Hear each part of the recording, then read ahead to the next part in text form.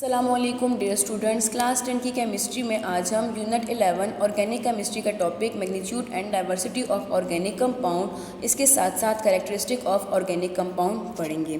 Diversity and magnitude of organic compound. Students, diversity का मतलब होता है वेराइटी एंड मैग्नीट्यूड है amount.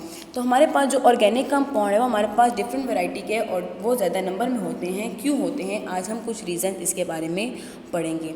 Diversity and magnitude of organic compound जो है वो कार्बन की यूनिक बॉन्डिंग एंड स्ट्रक्चर की वजह से है। यानी कार्बन एटम जो है वो यूनिक तरह की बॉन्डिंग करता है जिसकी वजह से डिफरेंट स्ट्रक्चर के, जिसमें चेन, रिंग, डिफरेंट शेप और डिफरेंट साइज़ के शामिल हैं। तो कार्बन की इस यूनिक बॉन्डिंग की वजह से हमारे पास ऑर्गेनिक कंपाउंड जो है बहुत ज़्यादा नंबर में है, बहुत ज़्यादा है।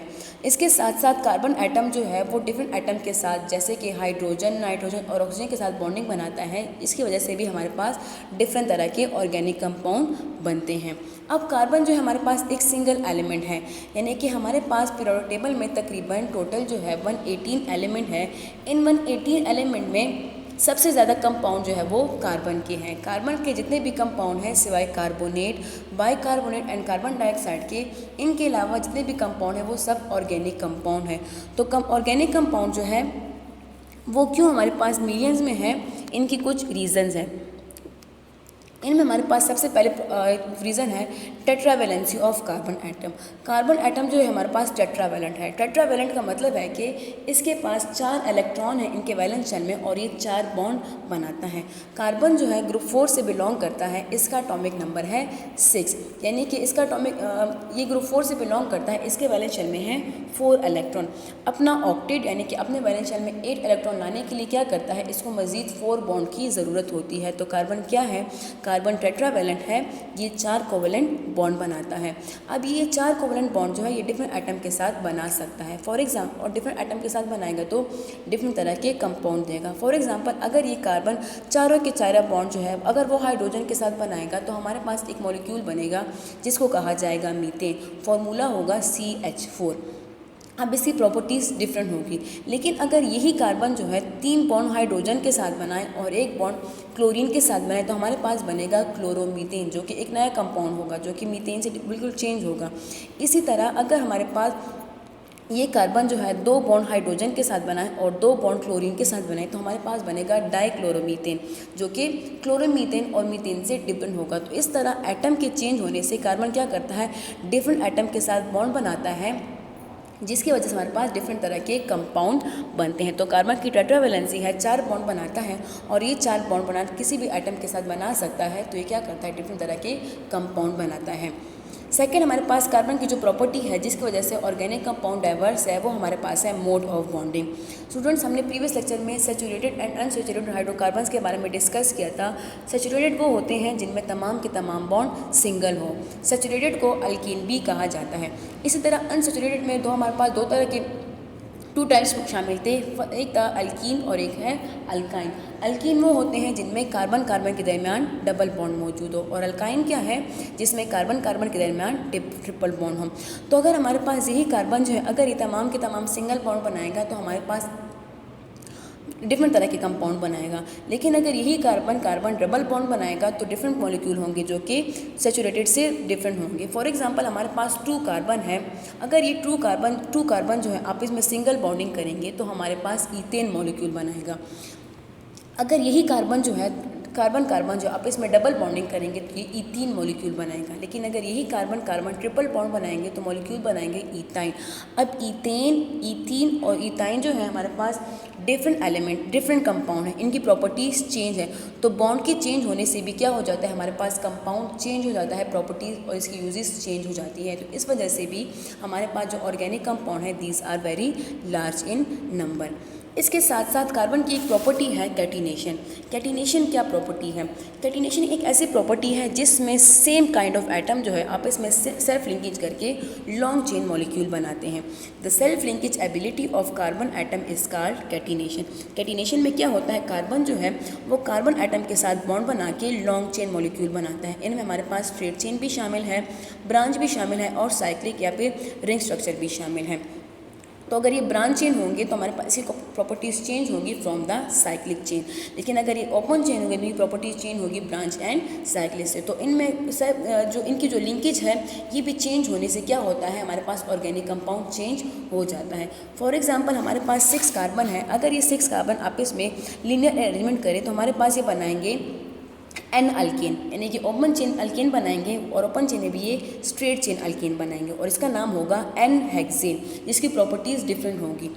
अगर ये कार्बन जो है हमारे पास 5 कार्बन जो है लीनियर में हो और एक इसके साथ ब्रांच हो जाए तो हमारे पास हो जाएगा आइसोहेक्सेन। ये हमारे पास एन हेक्सेन है। हेक्सेन इसको क्यों कहते हैं, क्योंकि इसमें 6 कार्बन है, लेकिन ये ओपन स्ट्रेट चेन में है तो ये है एन हेक्सेन। अगर ये ब्रांच में होगा तो ये कहलाएगा आइसोहेक्सेन। अगर इसमें 2 ब्रांचेस मौजूद है तो ये कहलाएगा न्यू हेक्सेन। लेकिन अगर यही जो हमारे पास यही 6 कार्बन जो है अगर ये रिंग स्ट्रक्चर में अरेंज हो जो हमारे पास साइक्लिक रिंग बनाएंगे, इसको हम कहेंगे साइक्लोहेक्सेन।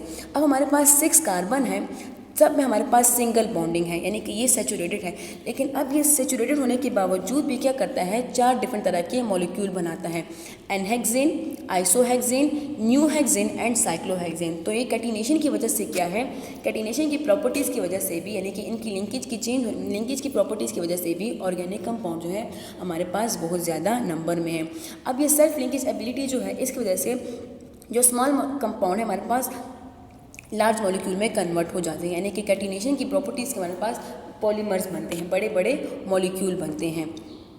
इसके साथ साथ कार्बन की एक और प्रॉपर्टी है जिसको आइसोमेरिज्म कहा जाता है। आइसोमेरिज्म अब क्या फिनोमेना है, आइसोमेरिज्म एक ऐसा फिनोमेना है जिसमें मॉलिक्यूल का जो है उनमें सेम नंबर ऑफ एटम होते हैं, यानी उनका मॉलिक्यूलर फार्मूला सेम होता है, लेकिन क्या डिफरेंट होता है, उनमें अरेंजमेंट ऑफ एटम्स डिफरेंट होते हैं, जिसकी वजह से उनका स्ट्रक्चर फार्मूला डिफरेंट होता है। तो आइसोमेरिज्म क्या है, isomerism is a phenomenon in which the molecule और the compound having same molecular formula और same number of atom but they have different arrangement of atom or different structure formula. So this phenomena is called isomerism. तो carbon atom की ability है कि हमारे पास different arrangement of atom करता है, जिसकी वजह से डिफरेंट कंपाउंड बनते हैं। फॉर एग्जांपल हमारे पास जो इथेनॉल और डाइमिथाइल ईथर है ये हमारे पास आइसोमर है। आइसोमर क्यों है, क्योंकि हमारे पास नंबर ऑफ एटम सेम है, यानी इनका मॉलिक्यूलर फार्मूला सेम है, लेकिन इनमें एटम्स की अरेंजमेंट डिफरेंट है, जिसकी वजह से हमारे पास डिफरेंट कंपाउंड बनते हैं। जैसे कि अगर हम यहाँ देखें तो डाइमिथाइल ईथर और इथेनॉल का फॉर्मूला है C2H6O, यानी कि दोनों में हमारे पास 2 कार्बन, 6 हाइड्रोजन और 1 ऑक्सीजन है। लेकिन अगर हम यहाँ पे अरेंजमेंट को देखें तो ये कार्बन जो है आपस में बॉन्डेड है, साथ में एक कार्बन 3 हाइड्रोजन के साथ और दूसरा कार्बन 2 हाइड्रोजन एंड एक OH ग्रुप के साथ अटैच है। यहाँ पे कार्बन कार्बन लिंकेज है। लेकिन अगर हम यहाँ पे देखें तो यहाँ पे एक कार्बन 3 हाइड्रोजन के साथ और दूसरा कार्बन भी 3 हाइड्रोजन के साथ बॉन्डेड है, लेकिन ये कार्बन कार्बन आपस में ऑक्सीजन के थ्रू बॉन्डेड है। तो यहाँ पे देखिए दोनों में हमारे पास नंबर ऑफ एटम सेम है, इनका मॉलिक्यूलर फार्मूला सेम है, लेकिन इनमें एटम की अरेंजमेंट डिफरेंट है। तो एटम की अरेंजमेंट के डिफरेंट होने की वजह से इनका स्ट्रक्चर फार्मूला डिफरेंट हो जाता है, हमारे पास डिफरेंट कंपाउंड बन जाते हैं। इसके साथ साथ कार्बन जो है हमारे पास उसका साइज़ वो साइज स्मॉल है, तो स्मॉल साइज़ की वजह से कार्बन जो है वो डिफरेंट एटम के साथ, यानी कि हाइड्रोजन, ऑक्सीजन और सल्फर के साथ स्टेबल मॉलिक्यूल बना सकता है। इसकी वजह से भी कोवेलेंस बॉन्ड की जो स्ट्रेंथ है वो हमारे पास स्ट्रॉन्ग है, तो इसकी वजह से भी कार्बन जो है हमारे पास लार्ज नंबर ऑफ कंपाउंड बनाता है। तो ये कुछ रीजंस थी जिसकी वजह से जो ऑर्गेनिक कंपाउंड है ये हमारे पास लार्ज इन नंबर है। इसके बाद पढ़ते हैं कैरेक्टरिस्टिक ऑफ ऑर्गेनिक कंपाउंड के। ऑर्गेनिक कंपाउंड की कौन कौन सी कैरेक्टरिस्टिक होती है या क्या क्या प्रॉपर्टीज़ होती हैं। और सबसे पहले है हमारे पास कंपोजिशन। कंपोजिशन का मतलब है कि ऑर्गेनिक कंपाउंड किस चीज़ से कंपोज किए गए हैं। तो ऑर्गेनिक कंपाउंड का जो एसेंशियल एलिमेंट है वो क्या है, वो कार्बन है, यानी कि जितने भी ऑर्गेनिक कंपाउंड होंगे वो सब बने होंगे कार्बन से। कार्बन के साथ साथ इनमें हाइड्रोजन भी एसेंशियल पार्ट है, यानी कि इनमें कार्बन और हाइड्रोजन मस्ट होगा। इसके अलावा इनमें hetero atoms such as sulphur, nitrogen, oxygen और हैलोजन भी मौजूद हो सकते हैं। नेक्स्ट हमारे पास है बॉन्डिंग के। ऑर्गेनिक कंपाउंड में किस किस्म की बॉन्डिंग मौजूद है। चूँकि कार्बन जो है इसके पास 4 इलेक्ट्रॉन है, तो ये क्या करता है, 4 इलेक्ट्रॉन की शेयरिंग करता है विद अदर एटम। तो जो जहाँ पे शेयरिंग ऑफ इलेक्ट्रॉन होती है उस किस्म के बॉन्डिंग को कहा जाता है कोवेलेंट बॉन्डिंग। तो ऑर्गेनिक कंपाउंड में जनरली कौन सी बॉन्डिंग शामिल है, ऑर्गेनिक कंपाउंड में जनरली कोवेलेंट बॉन्ड मौजूद है। तो organic compound are generally covalent in nature. इनमें कौन सी बॉन्डिंग मौजूद होती है? इनमें कोवेलेंट बॉन्ड मौजूद होती है। सॉल्युबिलिटी, जिस तरह कि हमने 9th क्लास में पढ़ा था principle of like dissolve like, यानी कि लाइक डिजॉल्व करता है लाइक को। जो पोलर मॉलिक्यूल होंगे वो डिजॉल्व करेंगे आयोनिक और पोलर कंपाउंड को, जो नॉन पोलर मॉलिक्यूल होंगे वो डिजॉल्व करेंगे नॉन पोलर को। चूँकि जो कोवेलेंट बॉन्ड होते हैं these are mostly non polar. तो ऑर्गेनिक कंपाउंड किस चीज़ में सॉल्युबल होंगे? ये हमारे पास नॉन पोलर सॉल्वेंट जैसे कि बेंजीन, एसीटोन और ईथर में सॉल्युबल होंगे, और ये पोलर कंपाउंड में इनसॉल्युबल होंगे। तो हमारे पास जो बेंजीन, एसीटोन और ईथर है ये वाटर में इनसॉल्युबल होंगे या फिर लेस सॉल्युबल होंगे। तो जो सॉल्युबिलिटी है इसकी, ऑर्गेनिक कंपाउंड क्या होंगे? ये सॉल्युबल होंगे इन नॉन पोलर सॉल्वेंट और इनसॉल्युबल होंगे polar solvent such as water में। जिस तरह कि अगर हम ऑयल को देख लें तो ऑयल जो है वो नमक को डिज़ोल्व नहीं करता। क्यों डिज़ोल्व नहीं करता? क्योंकि ऑयल जो हमारे पास कोवेलेंट मॉलिक्यूल है, नॉन पोलर है, जबकि सॉल्ट जो हमारे पास आयोनिक है। तो जो नॉन पोलर होंगे वो पोलर को ही डिज़ोल्व करेंगे, वो पोलर में डिज़ोल्व नहीं होंगे, ना ही पोलर को वो डिज़ोल्व करेंगे।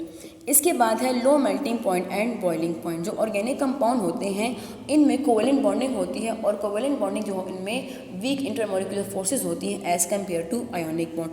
तो वीक इंटरमोलिकुलर फोर्सेस की वजह से ऑर्गेनिक कंपाउंड की मेल्टिंग पॉइंट और बॉइलिंग पॉइंट बहुत लो है।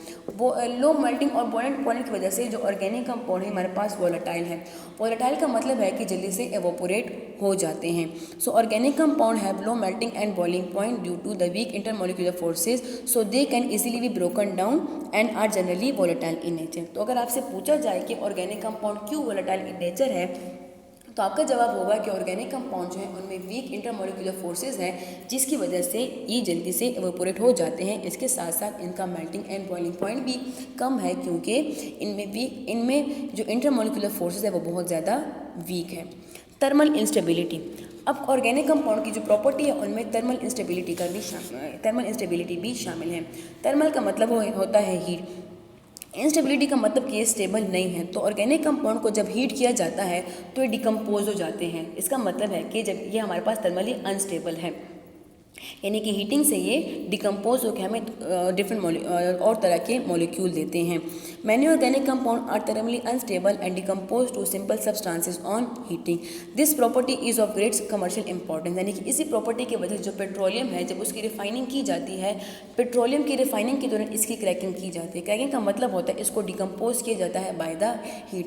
तो जब पेट्रोलियम की क्रैकिंग की जाती है तो इससे डिफरेंट तरह के यूजफुल कंपाउंड रिलीज होते हैं। पेट्रोलियम की रिफाइनिंग के दौरान डीजल ऑयल, केरोसिन ऑयल, इसके साथ साथ जो वैक्स है, वेस्लिन वगैरह है, पेट्रोलियम जेली है, क्या है ये पेट्रोलियम से डिराइव किए जाते हैं। तो हमारे पास जो ऑर्गेनिक कंपाउंड की जो थर्मल इंस्टेबिलिटी प्रॉपर्टी है ये बहुत यूज़फुल है। ऑर्गेनिक कंपाउंड को डिकम्पोज करके क्या किया जाता है, इनसे यूज़फुल कंपाउंड डिराइव किए जाते हैं। लास्ट प्रॉपर्टी हमारे पास है थर्मल इलेक्ट्रिकल कंडक्टिविटी, यानी कि ये इलेक्ट्रिकल कंडक्टर है या नहीं है। चूँकि organic compound are covalent in nature, covalent compound में आयंस नहीं होते और इलेक्ट्रिकल कंडक्टिविटी के लिए हमें आयंस की ज़रूरत होती है। तो चूँकि हमारे पास ऑर्गेनिक कंपाउंड जो है these are mostly covalent in nature और नॉन पोलर भी है, तो ये हमारे पास पुअर कंडक्टर ऑफ इलेक्ट्रिसिटी होंगे, मोल्टन स्टेट में भी और सोल्यूशन स्टेट में भी।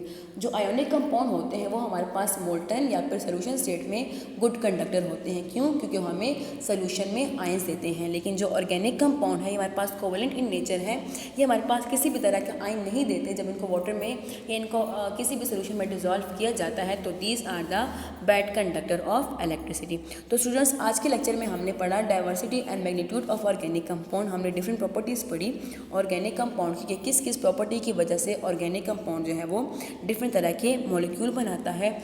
इसके साथ साथ हमने general characteristic of organic compound study किया। शुक्रिया।